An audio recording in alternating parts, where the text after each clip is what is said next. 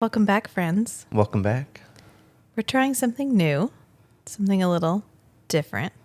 Since the podcast is still so new, we can kind of Experiment. do what we want. Yeah.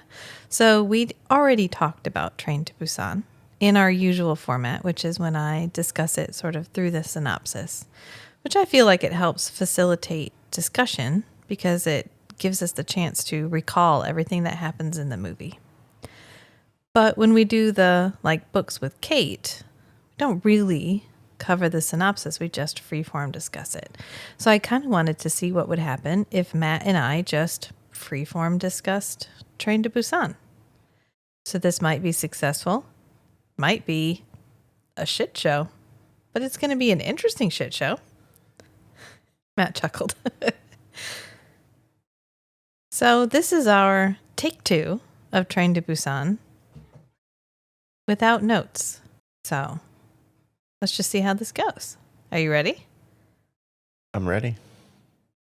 Hi, I'm Rachel. And I'm Matt.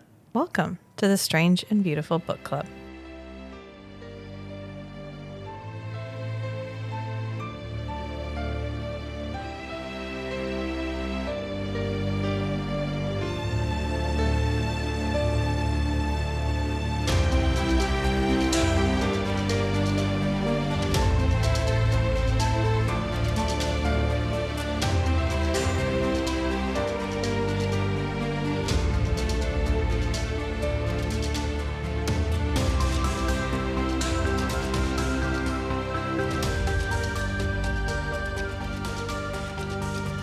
Well, now that Pippin's exited the room, we can have a noise-free discussion. For now. No comments from the peanut gallery.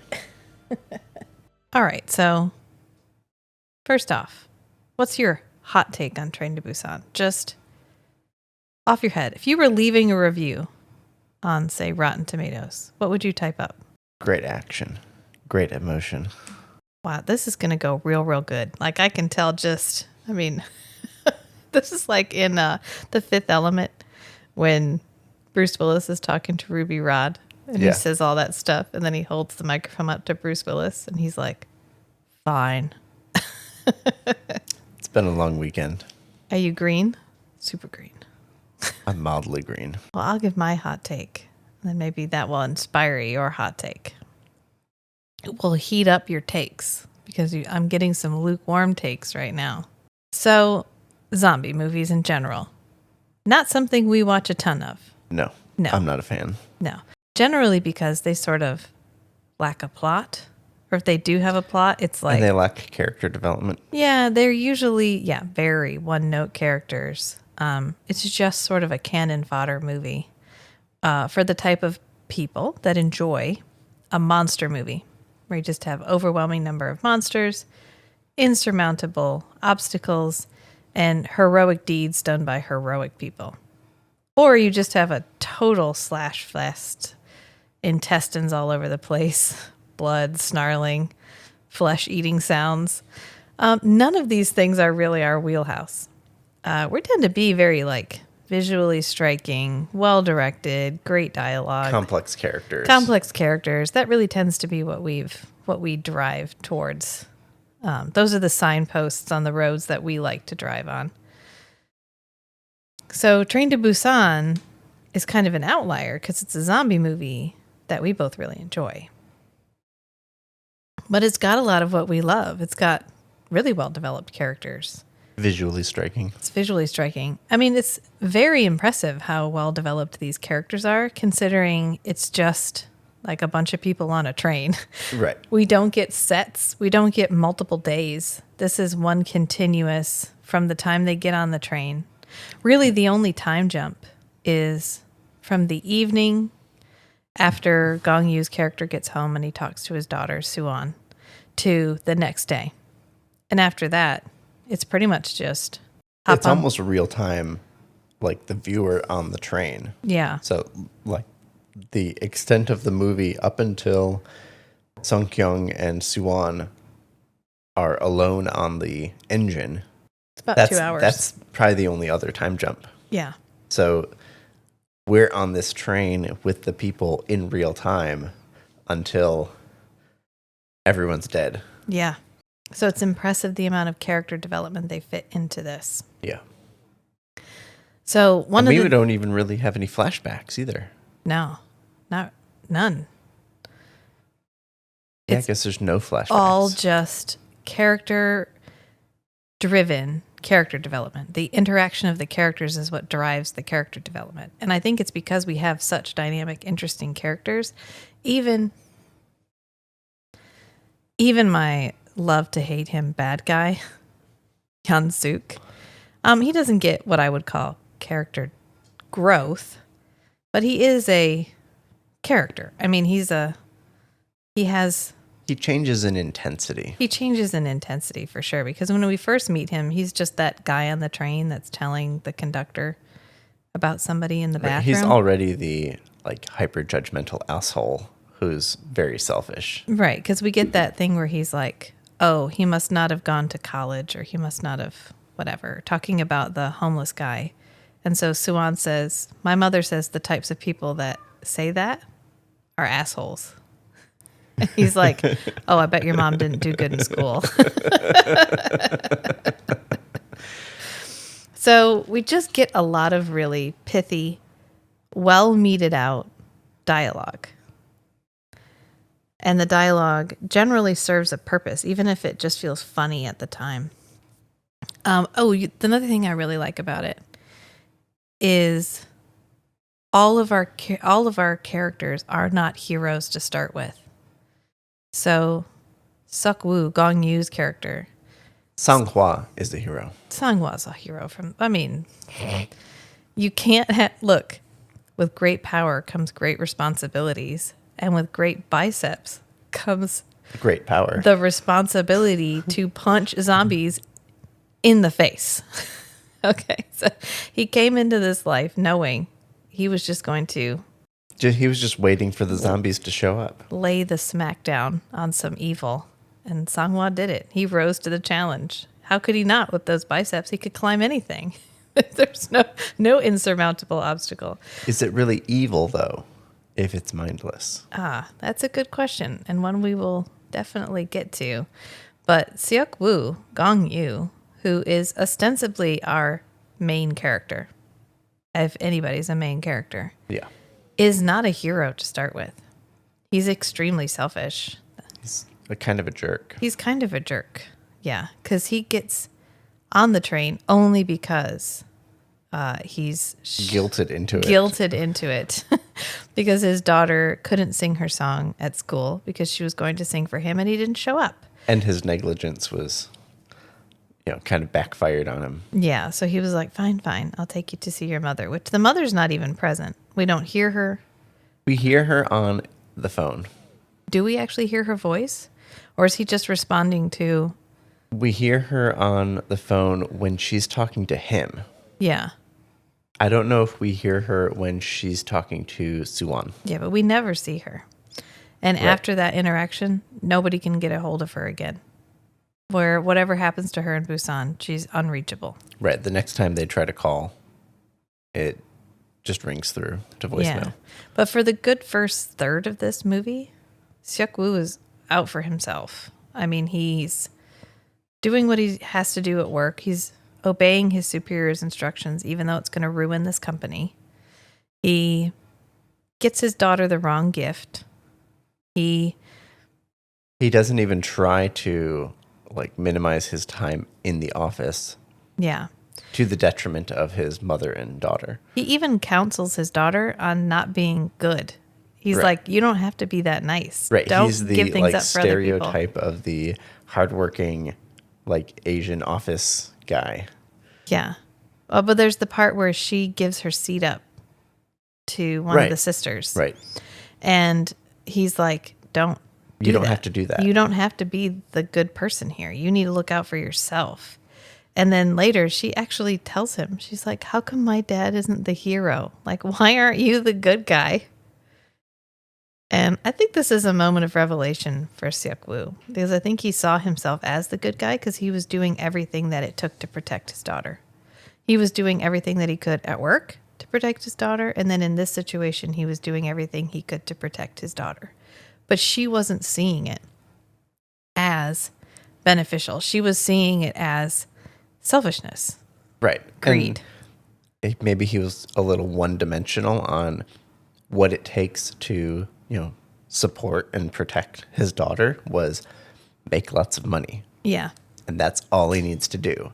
Oh, all the other stuff. My mom's, living in the house with me, taking care of my daughter. She'll take care of all the, blah, blah, blah stuff.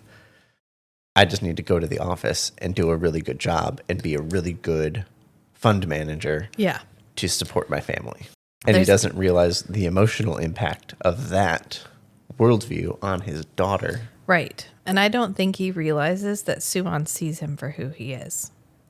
Because there's that part when we first meet, not when we first meet, but one of our first real conversations with Sang-hwa and Seung-kyung, the fisticuffs husband and the pregnant lady, is when they're waiting to keep moving forward after the zombies have already infested part of the train.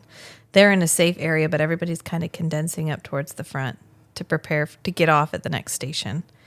And Sang-hwa asks Suwon what her dad does because Gong-yu stepped out for a minute to be on the phone. And Suwon says, oh, he's a fund manager. Oh, so he's a bloodsucker. Yeah, Sang-hwa's like, oh, so he's a bloodsucker. He's a leech. And Seung-kyung kind of chastises him for saying those mean things about Suwon's dad. And Suwon's like, it's okay. It's what everybody's thinking. So she sees him for who he is. She's aware of how people view her father. Yeah, but I don't think he knows that she sees him that way. And so I think when she does tell him, why is my dad not the good guy? Like, why can't you be the good guy? Which is what she tells him when she realizes that they're going to another square after they get off the train, that first station. Right, and he's following the advice that he got from a coworker to go to a different area of the city where they had, maybe that corporation had their own private security force. I think it's more like he works with a lot of people in a lot of different companies. And so he contacts somebody in a business, like a high up person. Right. Somebody there that he knows. Whatever, his inside man. He contacts his inside man. He tells him to go to this other square, not the main square, and he'll get him out. And so they, instead of going with everybody else, they turn. And Suwon's like, oh, then we should tell everybody else. And he's like, no, this is just for us. And that's when she has her moment of, why are you like this? Why are you like this? I want you to be better than this. And I think from that point on, really, is when we get the most character development out of Gong-yu's character, Seok-woo, because after that, we get the clip with Sang-hwa where he realizes shit's gone sideways, and he vaults, picks his wife up, and puts her over the rail, the banister from the down escalator to go to the up steps. the stairs. Yeah. And then he leaps over and they start running up because, of course, they've just seen a bunch of zombies. And then when when those two character storylines collide again, Seok-woo is a more compassionate character. He's finally working together, and they work together to hold the zombies back. Yes. And they hold the door shut.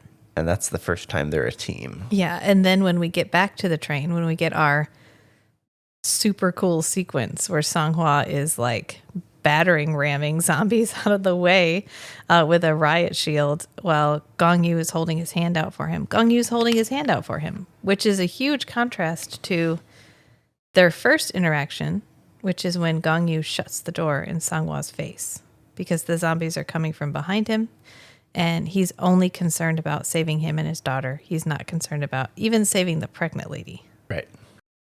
So are the zombies the real villain in this movie? No. And I think that's why we like it.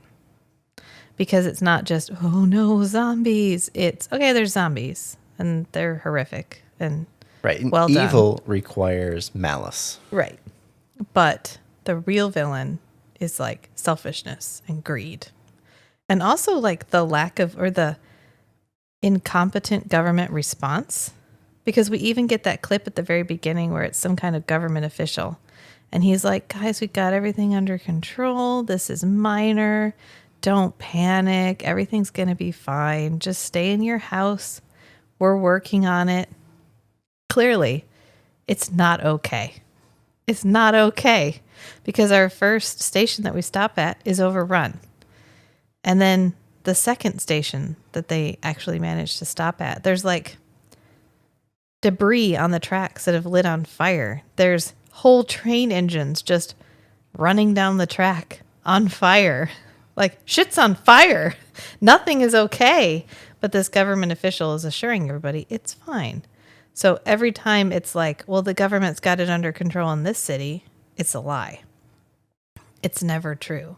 So it's incompetence, but it's also like greed, which Yeon Suk is Yeon really... Suk wants to get back to Busan. Well, he's really our like embodiment of selfishness and greed. Right. And I'd say the other thing that's highlighted as like the culturally negative aspect of this movie is Yeon Suk as the like selfish, self-centered person in the car with all the other people, and all the other people go along with him in expelling Gongyu and his group of people. They concede to his will.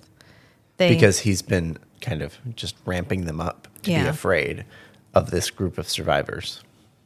Yeah, they're willing to be led by him, even though he's obviously not the moral compass that you want to and then the conductor use. is there, and then the conductor keeps deferring to Yeon Suk. Yeah. Which seems like an abdication of responsibility. He doesn't want to be any kind of confrontational. Okay, you're being the loudest voice here. I'll do whatever it takes to get you to stop yelling at me. Well, he plays on their fears, right? Well, Yeon Suk does. Yeah, so it's like after Seok-woo breaks in, after they travel through all the train cars, and they get to that train car, and they finally get in it. They finally get the door open, and Seok-woo punches Yeon Suk in the face. He deserves it. It's a glorious moment. I'm glad at least somebody got to punch Yeon Suk. Mm-hmm. But he's like, look, he's changing. You can tell. Look, he's one of them. Look in his eyes. He's one of them. And Gong-yu's just standing there like, what the fuck? I'm not one of them. Look at my eyes. What? But they're all just like, yeah, totally. And that's when they end up sending them out into the vestibule farther up the train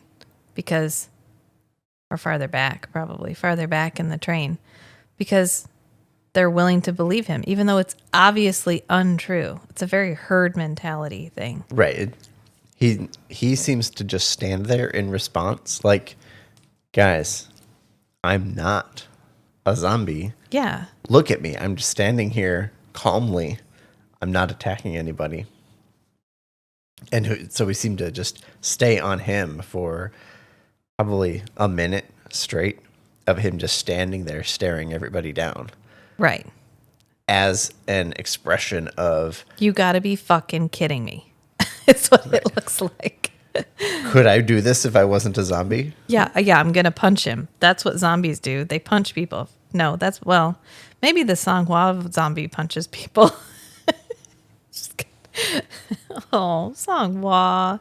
That's the saddest one. I mean, it's sad when Seok-woo gets turned into a zombie, but the Songhua one is really sad because it's one of the first ones of our core group that gets turned into a zombie.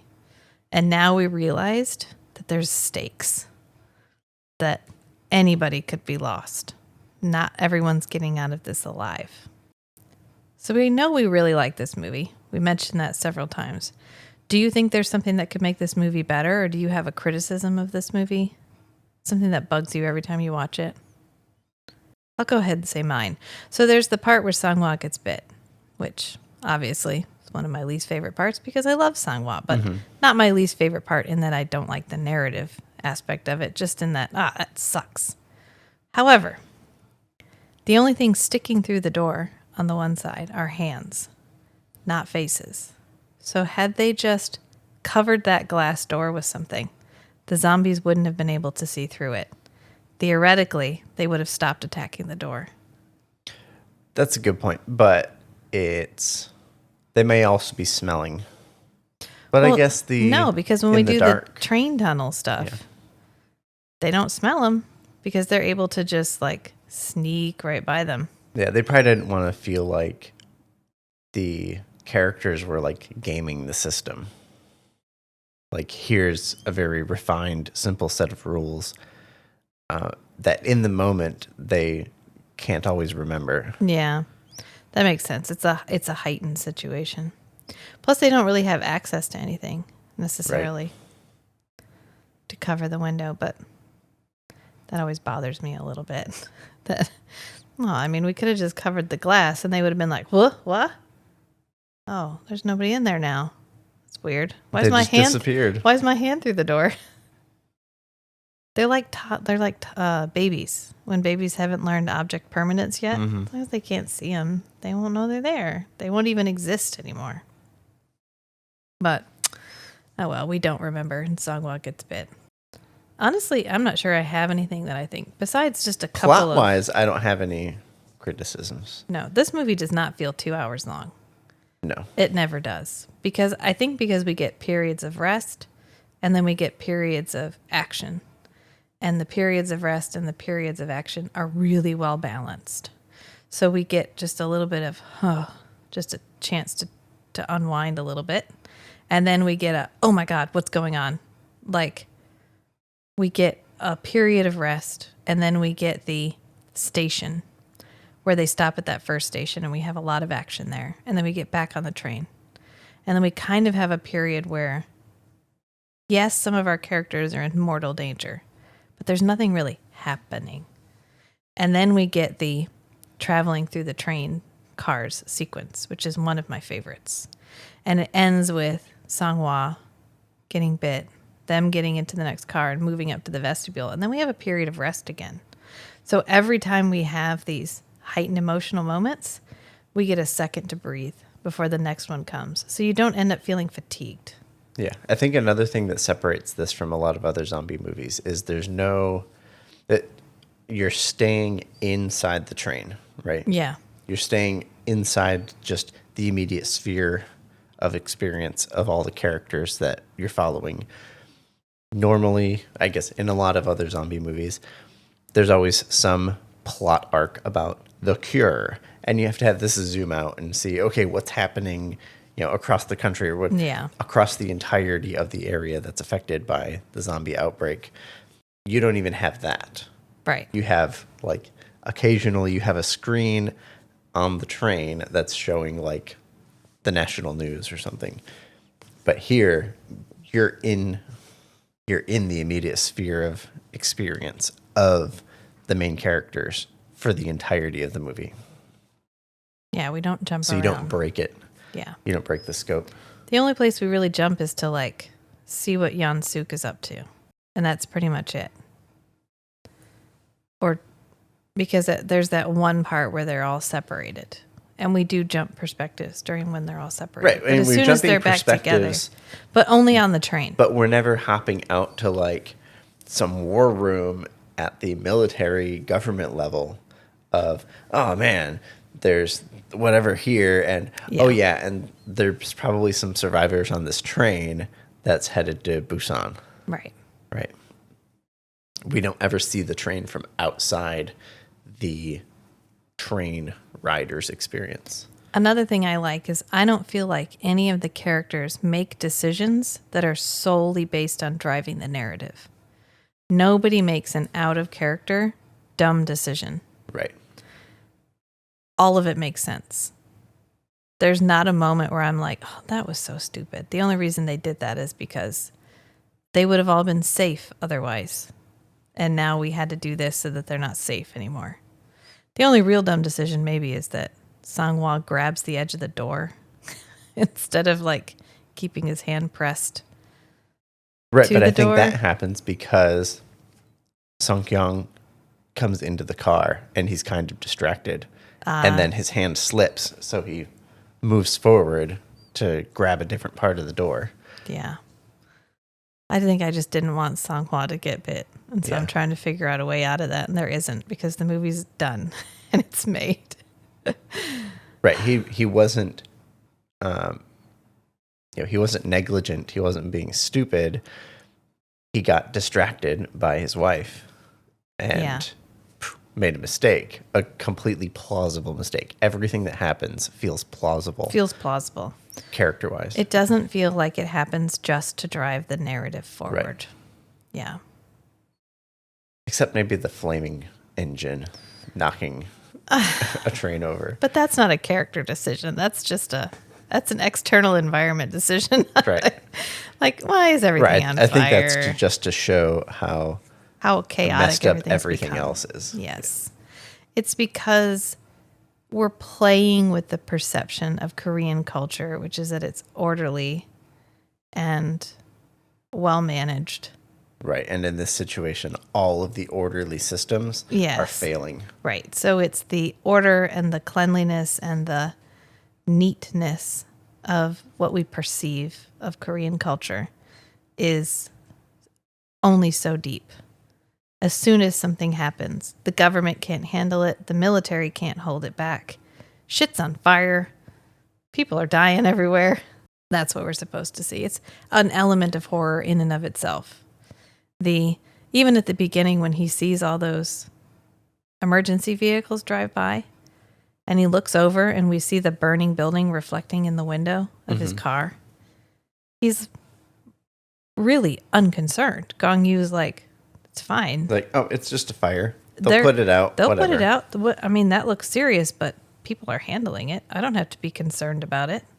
Right. I can already see the emergency cruiser on the way. Yeah. So whatever. It's being handled. I don't have to worry about it. But what happens when it isn't being handled? When it isn't being stopped? Well, everything falls apart immediately, apparently. So did you think of anything you feel like, oh, you don't have any criticisms, I guess, is what you're saying? Yeah. There's not enough Gong Yu. I have a direct criticism. It's serious. What is it? And if they ever release a director's cut, I want it remedied. Gong Yu, at no point in the entire movie, takes his shirt off. I was expecting that's what you were going to say. It's a flaw. Songhua also, those biceps are impressive. I'm just saying. Yeah, and he looks pretty trim in this movie. Yeah, they both do. And yet no one ever gets shirtless. Even when they use their shirts to tie the door shut, nobody's not wearing a shirt. Well, they all have luggage. They have other people's luggage. Dead people's luggage. Dead people's luggage. Yeah, because only 2 people survived this train. Mostly because of Yan Suk. Okay, who wouldn't have died if Yan Suk wasn't an asshole? Songhua wouldn't have died. Songhua wouldn't have died. Everyone in that train. Everyone in car 15. Everyone in car 15. The conductor, the engineer. The engineer would have survived. Yep. And most of our core group. Because at that point, nobody died. Not really.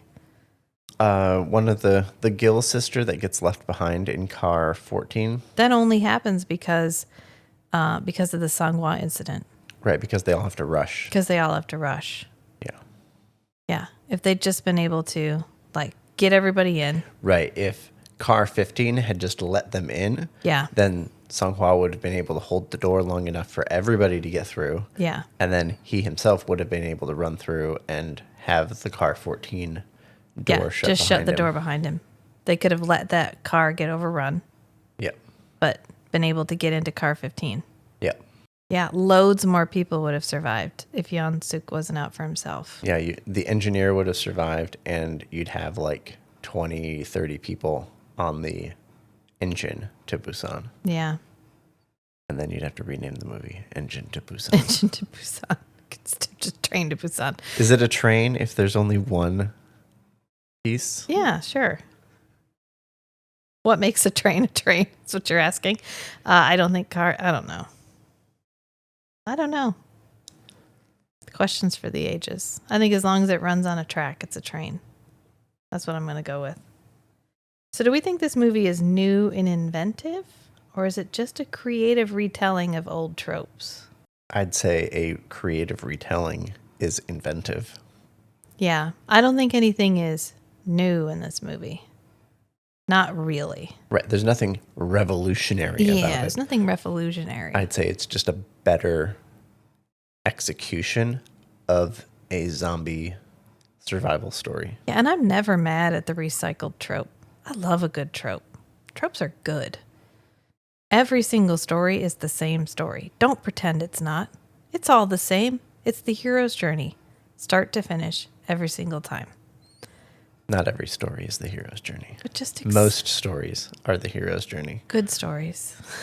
Most good stories are the hero's journey. But just accept it. Tragedies are not the hero's journey. Right. But I mean, but we have like, what, 4 or 5 story archetypes effectively, right? That we recycle constantly. Right. Yeah. Just accept it. There's a handful. Yeah. But it's not just one. We love them for a reason. It's because we use stories to, Right. They're useful. yeah, to teach behavior, to teach consequences, which is why a story that doesn't go anywhere is so unsatisfying, because you don't learn anything, you don't experience anything, you just witness something. So when I watch most zombie movies, I feel like I'm just witnessing something that I didn't really want to witness, which is usually people eating intestine. What the fuck is up with intestines in zombie movies? It's like a jump scare. There's a book I bought that I'm planning to read called Zombies in Western Culture. Oh, nice. It's a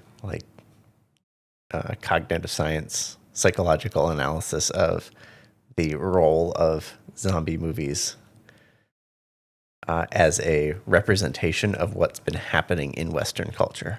Right. I mean, that Anyway, makes sense. I think we should it's review because- that book. Oh, that'd be a good one.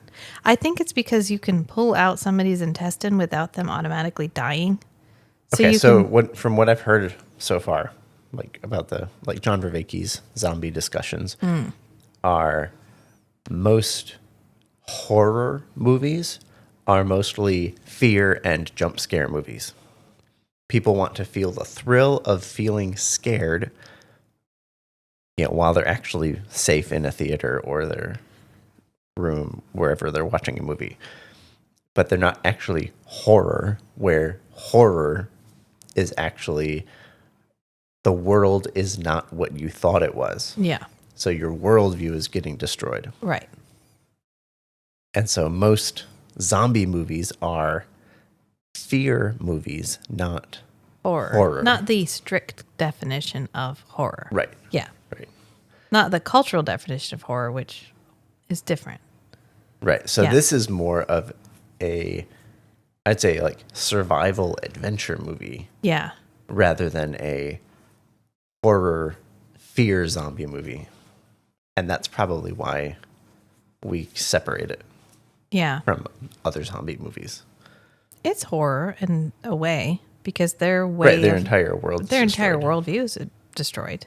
I mean, he goes from somebody who just accepts that this skyscraper on fire is going to be dealt with. Right, but it's not. Whatever caused that. Right.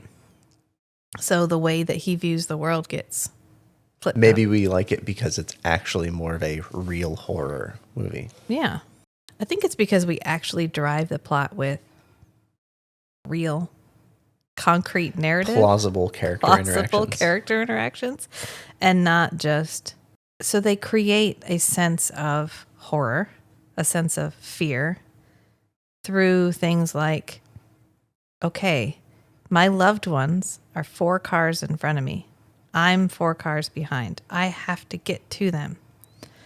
So they have to go through these zombies, and it doesn't feel contrived. And then we don't overdo it. There's not blood and whatever flying everywhere. And that's not what they use to create the fear. It's literally just like the way they have structured the zombies themselves and the way they have structured the world in which our characters are interacting with these zombies. So out in the open, all you'd have to do is wait till nighttime, right? Really, all they have to do when they get off the train is, it's too bad they couldn't talk to the engineer and be like, hey, if you wait till nightfall, We can all just walk over to this engine. No one's going to know. Right. They can't find us as long as we don't make too much noise. So, really, these zombies are very manageable, I guess, in that because of their weakness to darkness. We just have to wait for nighttime, or we have to just turn off the light, close the windows, and we're fine. But we put these zombies in this enclosed space where the characters have little to no... I sent you the link for zombies in Western culture. Where the characters have little to no control over their environment. They're just in a train. They can't turn the light off. They can't. So you're in a situation where you have no control over where you're going. You have no control over the environment that you are in. And you have to deal with the set of parameters set before you. And they're zombies. And it creates such wonderful, just organic tension that we don't end up having to do anything over the top to create it. Right. I think the fact that the engineer and the riders, passengers, that's the word I was looking for. That's the word. The engineer and the passengers can't communicate. Yeah. And I guess the only one who can communicate with the engineer is the conductor. Yep. And the conductor and his walkie-talkie are stuck in car 14. And everybody's zombie there now. Yeah. So, but I guess there's one-way communication. Yeah. And so the only reason that they get off the train in that, like, the big train yard is because the engineer's getting another train ready. Right. And it's going to be leaving, like, in minutes. If the engineer had not said that, I think they probably would have just waited until nighttime. Yeah. Which I'm impressed that the electrical system, like the power generators, the power plants, are still running. Yeah, because this is an electric train. Right. Yeah. That's a good point. That's a good point. With this electric train. Wow, they must have some robust systems. Well, they probably do. Or they have a lot of like battery backup, subsystems. Redundant stuff. Yeah. So I think that's why I like it. Is no part of it feels over the top. No part of it feels forced. Contrived. Yeah. Contrived. But like I was saying, previous to that previous point, I don't need a news story. Actually, we don't get many news stories. If we do get a news story, sometimes they're good, sometimes they're bad. Just because a story's new doesn't mean it's good. Just because the story has already been told doesn't mean it's not great to hear again. I think anybody who has a genre they love feels like that. You're not mind seeing the same movie done over again, as long as it's done better or a little bit differently. I don't even mind reboots most of the time because I love to see where this same story is going to get taken this time around. And so that's, I think, why people love, like if you love zombie movies, you don't mind it if they're all the same most of the time. Of course, you love to see something fresh, but as long as it's just a well-done version of what you expect to see, that's fine too. At least it's new. Right. It's a new version of it. You might get something out of it. Yeah. So I think this one is both new and a creative retelling. It was a huge hit when it came out. I mean, for good reason. It's really well done. The action sequences are so well done. They're so good. I get tired if an action sequence is too long or if it's too over the top. That's my main problem with a lot of Marvel movies. A lot of superhero movies is I can only watch two like demigods beat each other up for so long before I'm like, can we montage this? Can we just montage this and get back to the dialogue? Which is probably why Marvel has passed me by in general. Yeah. Maybe we should do a movie series with Kate because Kate loves Marvel. She's seen everything Marvel. And it would be really interesting to put two people who really could give two shits about Marvel. I've seen most things Marvel, but I'm not heavily invested in it. I think Kate feels we're the whole spectrum. We're the devoted fan. We're the all right. And I haven't watched anything since Iron Man.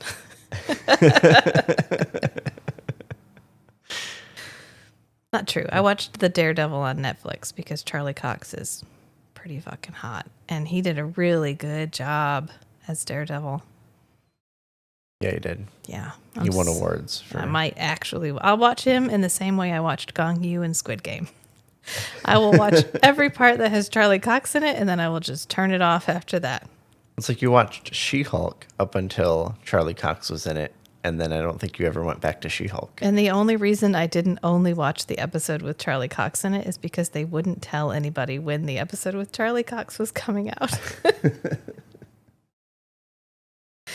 Hey, at least I'm consistent. Yep. Do you have any questions for me about this movie? I can't think of any. And you talked to me for hours about this movie before we even thought about doing a podcast together. Yeah. So there's not a lot of mystery left in my mind about how I feel. how you feel about this movie. Is there any point I've made that you feel like I should talk about on the podcast? Okay, what's your favorite? I think between the first take at this, the first podcast for this movie, and then this one, I don't know how much. What's your favorite part of this movie? Favorite Probably scene? the emotional ending. Oh, yeah. I really like tragic endings. It was a good tragic ending. Yeah. You know how I feel about this was tragic a endings. very emotionally heavy tragic ending Yeah, it was. for Sequel. It was. It was good. Oh, the first time I watched it, I was mad. I was real mad. Yes. Yeah, I remember. Because we'd made it this far. It would have been nice for him to survive. But at the same time, it works. It's kind of the culmination of his arc. Because we go from overtly selfish character to literally putting his hand in the mouth of a zombie to keep it from biting his daughter. Yes, he literally sacrificed himself for somebody else. For somebody else. So, in a way, it makes a lot of sense. Because it does sort of put a period at the end of a really good sentence for him. But I was still real mad. It made more sense the next time I watched it. I think because I knew it was coming. And so I could kind of... Yeah, and I think if you did something like... I think I've seen this in another zombie movie. Somebody gets bit in the hand. Oh, and you cut and they're the like, hand oh off. no, I'm going to be a zombie. And then somebody just really quick grabs their hand, stretches their arm out, cuts their hand off. And then they don't, and ties a tourniquet on their arm. That happens in several. World War Z specifically, Right. It happens in. So I feel like in this situation, if somebody had done that, that would have felt contrived. Yeah, it would have felt like we were getting away with something. Yes. Yeah. Yeah, and I think this movie did a good job of not metagaming Yeah. the zombie rules to get away with something. Yeah. I also like that we don't play, that we have a child with us the entire time. Suan is with them from start to finish. And we don't play her for sympathy. A couple of times, like when they're trying to get into the train car, trying to get into car 15, and they've broken through one door and they're trying to get in the next door. Yansuk is holding the door shut and he looks through and he sees the little girl and she's crying. And that's one of the few times that we use the, but I have a child with me Right. thing. And really, it doesn't sway anybody. They still hold the door shut. But we don't use her we use her in ways that feel extremely appropriate or extremely like narrative. They make a lot of narrative sense. I mean, it's to drive the Seok-woo character to try so hard. It's to create his whole character arc. But we really don't ever get the like, oh no, the zombies are going to get the little girl. And that's how we drive the tension Right. thing.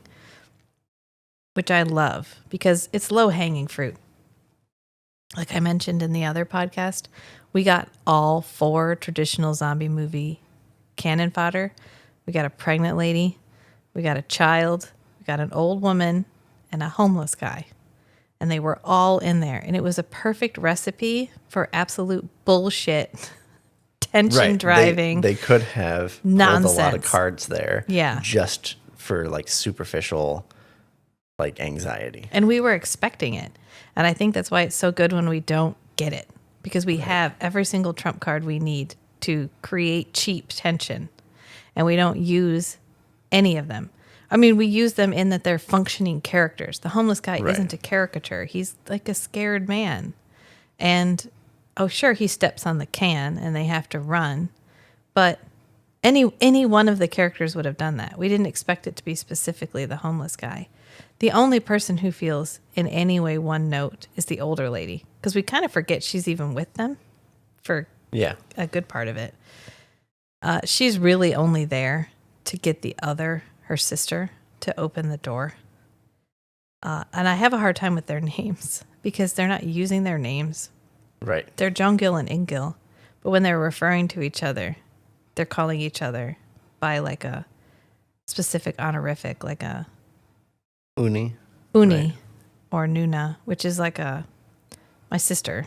But sometimes it's sister, biological sister. Sometimes it's Uni would be like my best friend girl who's older than me. Right. But they're not using each other's names. They're using like these words for each other, which is common, extremely common, at least in Korean dramas. So it's hard to tell what somebody's name is if you're not using it over and over again. And then Rachel was watching back through some scenes and she was trying to figure out if Sang-hwa, so when Sang-hwa says, after he's been bit, he says to Sek-woo, hey, buddy, go. Yeah, go. I'm getting tired. But he's just going, yeah. He's not. I thought maybe he would say Hyung, which Hyung is like my brother, my best friend. Like best friend. Yeah, two males who are best friends would call each other Hyung. Right. And but so he doesn't. Yeah, Rachel thought maybe like the translation, hey, buddy, was him saying Hyung because they've bonded so much through this ordeal. Yeah, I think it's just him speaking informally. That's why they say, hey, buddy. But that would have been sometimes when we translate things out of Korean, we lose a little bit of the emotional significance because so much of what their relationship is to each other is established simply by the words that they use to refer to each other. So if you do get into K-dramas, which I highly suggest you do, it's worth doing a little bit of research about some of the easy to recognize words for each other, like Nuna, Uni, Oppa, Ajushi, those sort of things. There's a really good podcast, which I'll link in the show notes, called Talk to Me in Korean. And they cover a lot of the stuff that's easy to recognize. And it does increase the meaning that you can glean from a lot of conversations. So it's worthwhile. That's just a side note. Right. There's a lot of nuance there. So if you have a younger person talking to an older person using informal speech, it's almost an insult. It is an insult. Yeah. Absolutely. And so sometimes they'll be yelling at each other and you don't know why. And it's because someone has used either formal or informal speech when they're not supposed to. Right. So if you end up watching a K-drama and you're confused about why somebody got offended when somebody just talked to them, it's probably because they used the incorrect formality of speech in that situation. And it goes without saying, again, like I said in the last podcast, Matt and I do not speak Korean. We are not Korean. We have watched a lot of K-dramas, but that does not make us Korean. Does not give us a deep insight into Korean culture as if we were natives. I'm just speaking from my own experience and from what I have learned by trying to understand what I'm watching more. We are really, really white. And I know that. And I understand that covering media that is non-Western as a very, very white person is something of a minefield. But I don't want to avoid it. It is wonderful. It is out there. It is plentiful. And it is something that I think everyone could benefit from watching because you don't just get a good zombie movie. you get a cultural commentary on a culture that is not your culture, which is fascinating because we're not just talking about zombies. We're talking about government response, the role of personal responsibility in the outcome of what happens to the people around you. I mean, when we start out, Yun Suk and Seok Woo are effectively the same character.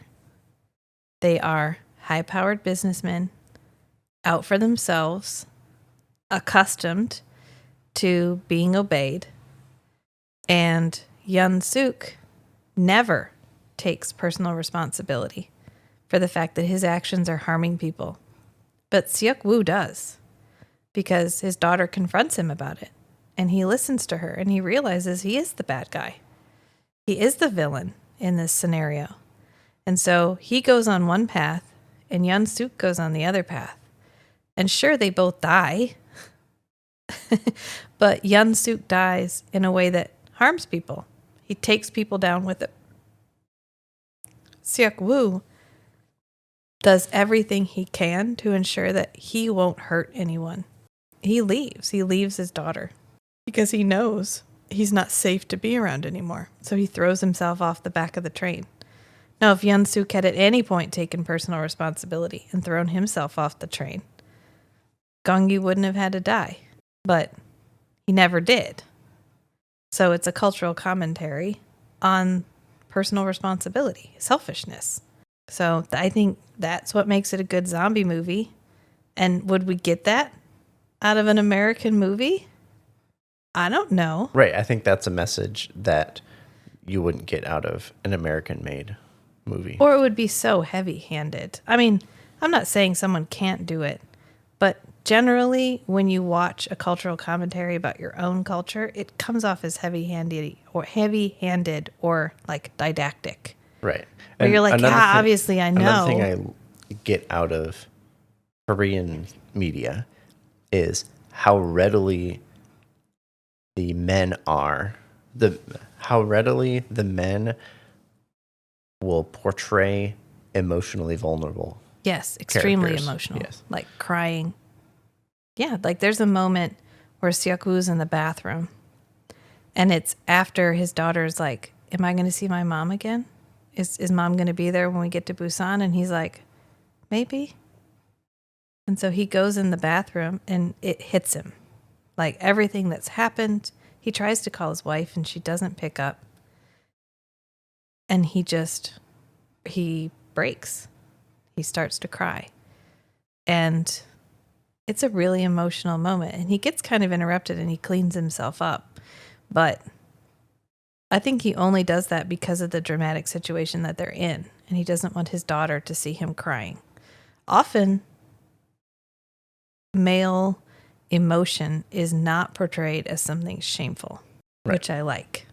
We Ditto. don't get a good, sobbing, emotionally available man in a lot of Western media. Because you've got to be stoic, ripped, 6.5 feet tall, just hitting on everything that walks, as long as it's got tits. Yeah, you get the He-Man, the caricature strongman, who he's cool and super hot because he's not emotionally available. And then it's like when I do fall. So I've been reading A Court of Thorns and Roses, as you know. I'm also attempting to read it, and it's hard going. So Reese is our main character. And we get a little bit. I see where she's trying to give him emotional vulnerability. But it's only like, I'm willing to tell you that I love you. Other emotions are still not something that he discusses with Feyre. And even in this situation where we're supposed to see him as emotionally available, he's not, because the full spectrum of emotion isn't there.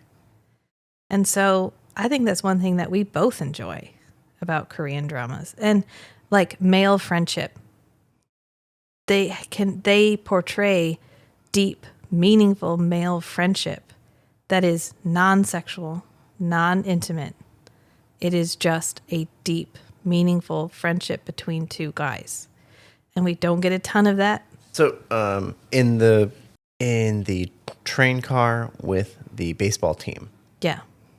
when Jinhee comes in and she's trying to, Yeah, she's strutting. She's trying to get Jungkook to admit that he likes her. You can see like multiple groups of other baseball players like wrestling and tickling each other. Yeah. Yeah, and that's the norm. Yes, that's okay. Yeah. You can have a meaningful, sometimes physical relationship with a man, a friend, and it's not seen as a sexual thing. At least in K-dramas. Again, Right. we are going off of This what is we the lens see we here. have. This is the lens through which we can view this culture. And we have spent a fair amount of time doing that. And I do like to read synopsises written up by people who have a deeper understanding of the culture than I do to sort of tune my lens to see it more clearly. So I can't say that we're 100% accurate, but this is what we perceive in the media, and this is the perception that we like. I mean, this is the thing that we perceive with our lens that we like. And we get to see it in this movie too, where Sang-hwa and Seok-woo don't have to like manly chest slap at each other. Right. They get to look at each other after Sang-hwa gets bitten. And Seok-woo looks at him and he tears up. Like, oh shit, I liked this guy. And now he's dead. He just died. He got bit. He's died. He's dead. He's still here. He's still active, but he's gone now. Yep. And so they get like a tearful moment together.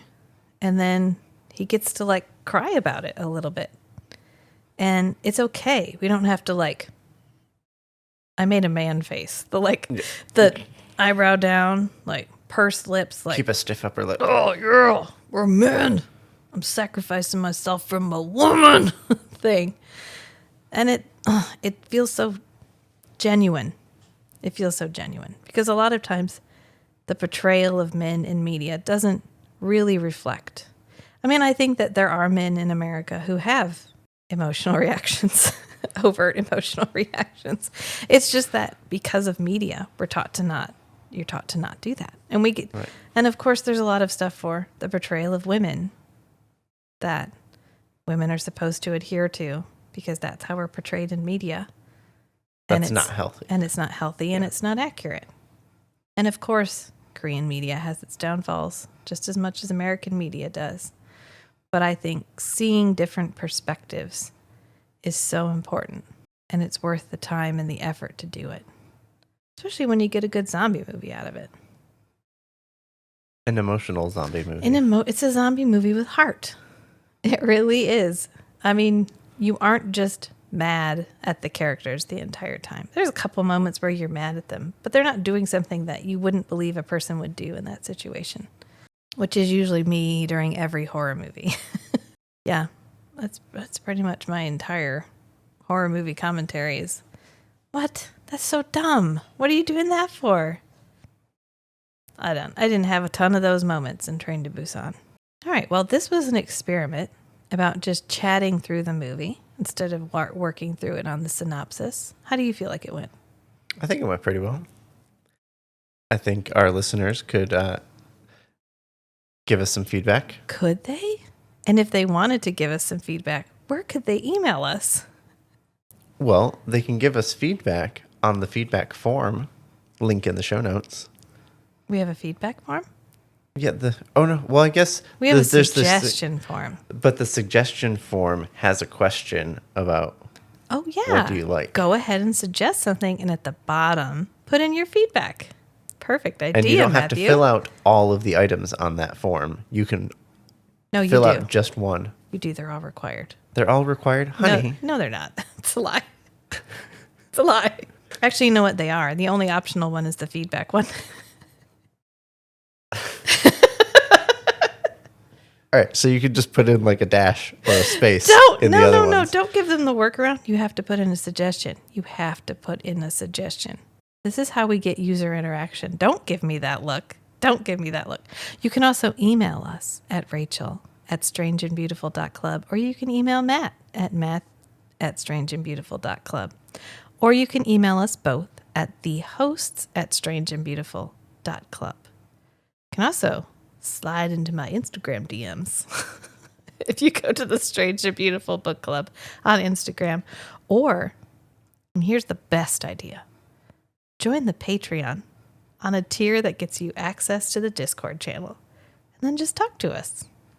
We've tested it. It works. Currently, we have one guy in there. He's gotten a lot of interaction with Rachel and Matt. So, congratulations, Ryan. Another shout out for Ryan. Another shout out for Ryan. Yeah, I know he's looking forward to hearing our second version of Train to he was Busan. excited because this was something he's finally watched. This is finally something that he's actually watched. Ahead of time. Yeah. Yeah. So, that being said, you can find links to all the things at strangeandbeautiful.club, which is our website. And that's pretty much it. I'm going to leave it right there, unless you have something you need to add. Rewatch score? We haven't done a rewatch score in a while. What's your rewatch score for Train to Busan? 7. 7. Yeah. Every time I see it, I think, that's a good movie. But I don't necessarily want to watch it. I think because I'm not always in the mood for scary, horror, terror, fear, that kind of thing. Yeah. Yeah. Plus, and I refuse to watch it dubbed, so I have to sit and watch this movie. Right. You can't just have it on in the background. Which is a secondary benefit of watching something with subtitles, is absolutely no one cannot pay attention to the movie. I mean, you cannot look at the movie. You won't know what's going on. But you have to sit and dedicate your attention to a movie, which, hands up, whose biggest pet peeve is when you're trying to share your favorite movie with somebody and they pull out their motherfucking phone? Especially if it's a non-English movie with subtitles. Hint, hint, my hand is up. It is up. All the way up. That's something that I really miss, is when you get together with a group of friends, you put on a movie, and everybody just sits and enjoys the movie. Even if they're not enjoying it, at least they're making commentary or something, instead of just pulling out their phone and whiling away the hour and a half. Like, oh, yeah, I'm paying attention. No, you are not. I don't care if that offends anybody. I'm sorry if that offended you. I don't know why I said I'm sorry. I'm not actually sorry. If you're that person and someone's trying to share their favorite movie with you, I don't care that it just offended you. I don't. Put your phone down. Put your phone down. Somebody made that movie. They wrote it. Somebody wrote it. Somebody acted in it. I mean, a lot of effort went into bringing that to your screen. Put down your phone. Your Instagram comments will wait. Don't worry. I'll probably post something while the movie's on, but don't worry. It'll be there. You can keep up with the Strange and Beautiful Book Club after the movie. After the movie. So this was your judgy moment with Rachel. Matt gets judgy moments with Rachel all the time. He's so unfazed over there. I'm an expert on this now. He's expert at this. Listen, this is an opinion-based podcast, so that was my opinion. And now that we've wrapped it up 3 times, I guess we'll just go ahead and for realsies wrap it up. So Remember, sometimes the strangest things are the most beautiful too. So be who you are and love what you love. Until next time, friends. Bye. Bye.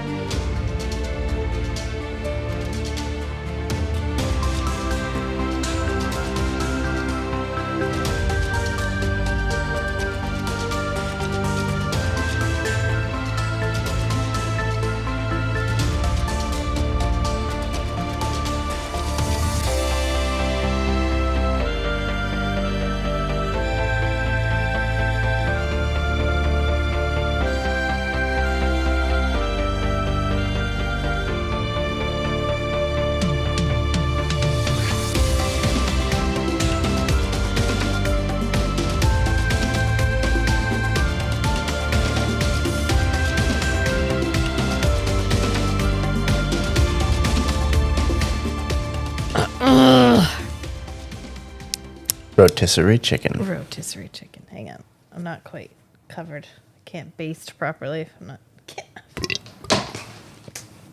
Stupid pillow. Absolutely no reason for you to hold onto the blanket like that. I covered up my nose. Okay. Nice one. Thank you.